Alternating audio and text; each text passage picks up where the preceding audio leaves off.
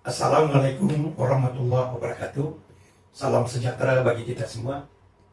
Saya Dr. Haji Suhirsam, MKes, anggota DPR RI Komisi 9. Dan dari pengalaman saya, pernah bekerja sebagai kepala puskesmas 11 tahun, memimpin 3 puskesmas, kemudian direktur rumah sakit kabupaten, direktur rumah sakit kota, dan di rumah sakit provinsi.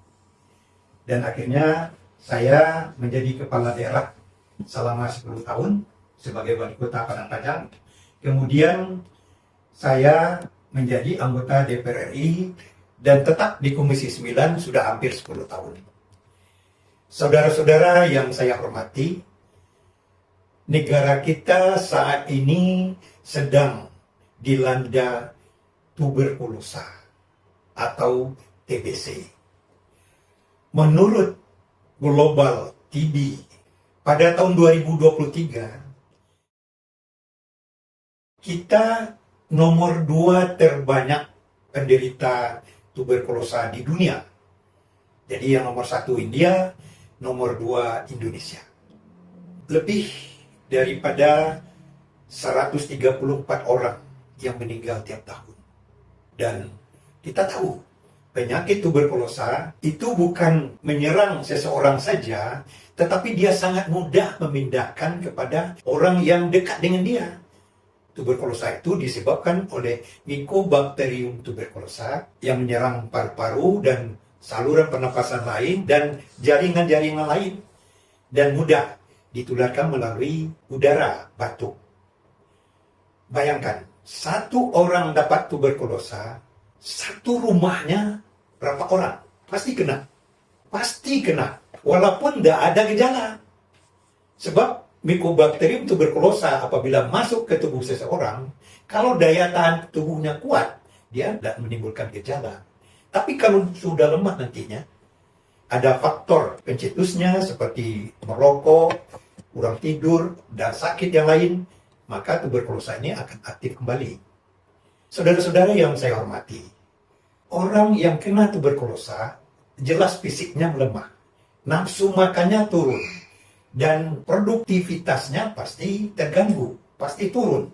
Oleh sebab itu, untuk Indonesia saat ini kita sedang membangun, maka tuberkulosis ini harus kita eliminasi. Malu kita, masa orang Indonesia menderita tuberkulosa, nomor 2 di dunia. Alhamdulillah, Presiden terpilih Pak Prabowo Subianto itu menjanjikan kepada masyarakat bahwa tahun 2029 eliminasi tuberkulosa. Tuberkulosa ini adalah penyakit yang mudah diobati dan bisa sembuh, asalkan kita patuh memakan obat sesuai dengan anjuran dokter. Yang banyak adalah pasien itu dapat tuberkulosa, dikasih obat oleh dokter, dimakan sebulan, 2 bulan, merasa tidak sakit lagi, berhenti. Sedangkan untuk menghabiskan kuman tuberkulosa di dalam tubuh kita ini, kalau kita kena itu sekitar 6-9 bulan. Alhamdulillah, Pak Prabowo dengan programnya eliminasi tuberkulosa, nantinya obat-obat tuberkulosa ini tidak dibebankan kepada rakyat, artinya gratis. Pemerintah akan beri. Pemeriksaannya gratis. Ronsennya gratis. Pemeriksaan seputumnya gratis. Tinggal bagaimana kita memanfaatkan suasana yang baik ini untuk kesembuhan kita masing-masing. Jangan malu. Jangan malu. Penyakit tuberkulosa ini tidak perlu dimalukan. Karena bisa diobati. Kalau kita makan obat, mungkin setelah 1 bulan, dia tidak akan memindahkan kepada orang lain lagi. Jadi bisa berkumpul dengan keluarga dan sebagainya. Tapi kalau tidak makan obat, penyakit tuberkulosis ini memindahkan kepada orang lain. Oleh sebab itu, mari kita nantinya, kalau program eliminasi tuberkulosis ini dijalankan oleh pemerintah melalui Kementerian Kesehatan dan kementerian-kementerian yang terkait lainnya, mari kita manfaatkan, mari kita beramai-ramai untuk memeriksakan diri, sehingga kalau kita ada tuberkulosis bisa diobati. Bisa diobati. Walaupun mungkin yang sudah menderita tuberkulosis yang pernah diobat dulu, kemudian berhenti menjadi pasien TB yang resisten obat. Untuk TB yang resisten obat ini, ada juga obatnya, ada obatnya. Jadi buang penyakit tuberkulosa di tubuh kita. Kemudian kalau kita tuberkulosis, nanti keluarga kita yang serumah itu akan diperiksa gratis. Kemudian mana yang dicurigai paru-parunya kena, ya diperiksa dahaknya. Kalau sakit diobati.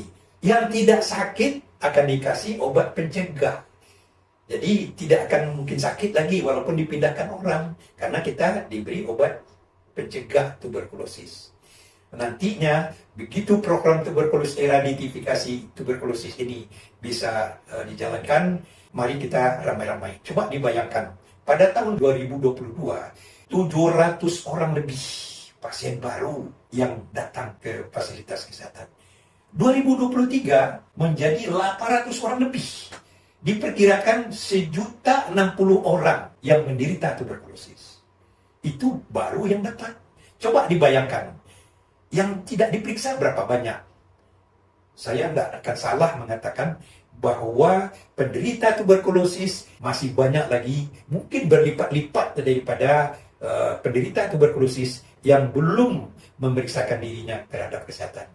Sekali lagi, mari kita manfaatkan begitu program eliminasi tuberkulosa ini dijalankan oleh Kementerian Kesehatan beserta jajarannya sampai ke puskesmas, sampai ke posyandu, nanti akan terlibat semuanya. Mari kita manfaatkan, jangan malu-malu kita menderita tuberkulosis. Kita harus bebas, harus kita berobat sehingga kita bisa sehat, maka produktivitasnya akan tinggi, ekonomi kita akan baik. Jadi saya rasa mungkin itu yang dapat saya sampaikan. Terima kasih. Wabillahi taufiq wal hidayah. Assalamualaikum warahmatullahi wabarakatuh.